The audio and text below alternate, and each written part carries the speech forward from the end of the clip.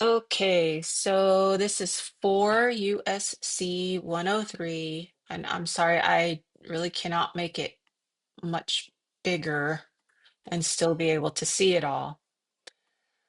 4 USC 103, assent to purchase lands for forts under Title 4, Flag, Seal, Seat of Government, and the States, Chapter 4, the States. So what this is going to tell us is that the president of the United States, that means the commander in chief, president of the United States is the commander in chief, is in charge of the military. The president has two positions.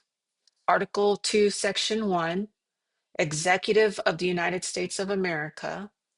Article 2, Section 2, Commander in Chief of the Land and Naval Forces of the United States and the militia when called into actual service of the United States.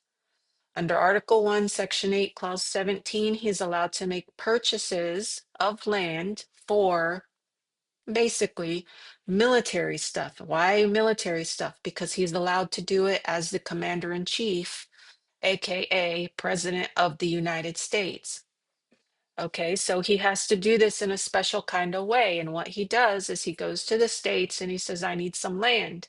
And the states might say, well, here's a piece of land over here. And the president might say, well, that's not militarily strategically located for the things that we need. And so the state might say, well, how about this piece of land over here? And he says, yeah, that'd be good for building a naval post, a dock for Navy ships. So yeah, we'll take that.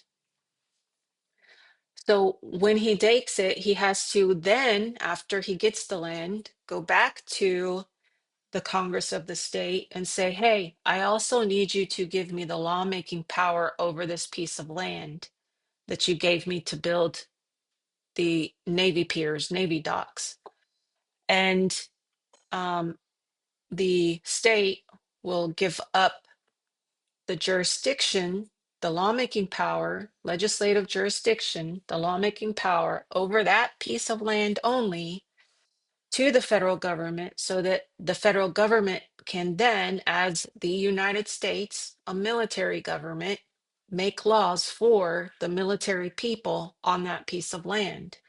And it says it right here in Title 4. And I apologize again. I don't know how else to really do this where you can actually see it, but it says, and I'll read it in a different text that I can make a little bit bigger in a minute. The President of the United States, meaning the Commander in Chief, is authorized to procure, okay, to purchase or to somehow acquire it, the assent of the legislature of the state. So it's got to ask the state within which any purchase of land has been made. Okay, so they've got to purchase the land and then ask for the state's um, permission for the erection of, according to Article 1, Section 8, Clause 17, forts, magazines, arsenals, dockyards, and other needful buildings without such consent having been obtained. I don't know what they mean by without such consent having been obtained after it says it's got to, ask them for consent. So um, the um, the power to purchase the lands, you have to get the lands from the state, and then you have to get the legislative jurisdiction rights over that piece of land. Um, so I don't know what it means by adding this without such consent having been obtained, because it has to ask the state for both. Maybe it means something and I just don't understand it. So this is Public Law, Chapter 389, 61 Stat, uh, 644, July 30th, 1947. Assent to purchase lands for forts. And again, we're looking at Title 4, Section 103. The President of the United States is authorized to procure the assent of the legislature of any state within which any purchase of land has been made for the erection of forts, magazines, arsenals, dockyards, and other needful buildings without such consent having been obtained.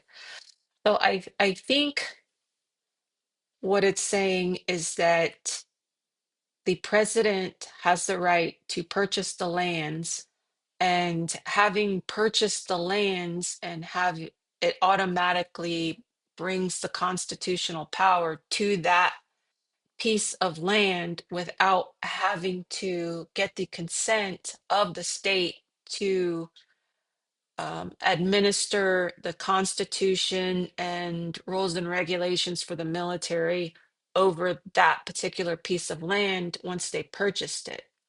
So once they purchase it, it's like it's saying it doesn't have to go back and get um, the lawmaking power, because the lawmaking power would already be in the Constitution.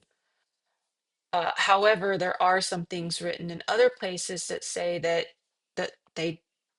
the federal government has to get um, permission from the legislature of the state to make certain laws over those federal lands. But also, states reserved some power over the federal lands. So once the federal government asked the state for lands and the state gave them some lands, in some places it says they also had to go back and ask for the power to make laws over the lands. Here it seems like it's saying they don't have to ask for the power to make laws over the lands, but yet also the states reserved some rights over the federal lands that didn't interfere with the military functions. Okay, the federal works.